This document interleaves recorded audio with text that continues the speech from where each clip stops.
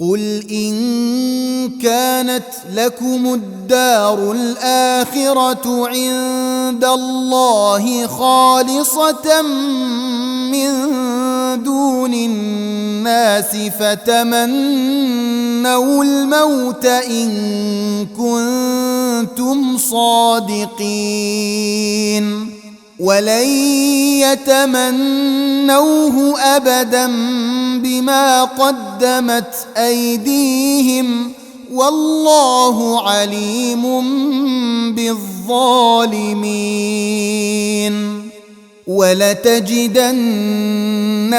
أحرص الناس على حياة ومن الذين أشركوا يود أحدهم لو يعمر 1000 سنة وما هو بمزحزحه من العذاب أن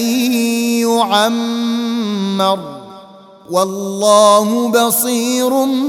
بما يعملون قل من كان عدوا لجبريل فإنه نزله على قلبك بإذن الله مصدقا لما بين يديه وهدى وبشرى للمؤمنين من كان عدوا لله وملائكته ورسله وجبريل وميكال فإن الله عدو للكافرين ولقد أنزلنا إليك آيات بينات وما يكفر بها إلا الفاسقون أوكلما عاهدوا عهدا نبذه فريق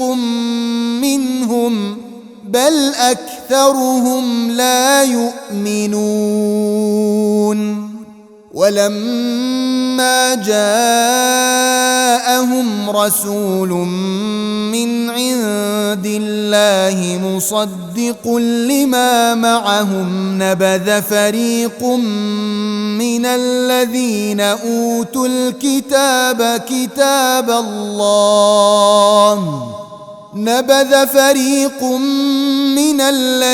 أوتوا الكتاب كتاب الله وراء ظهورهم كأنهم لا يعلمون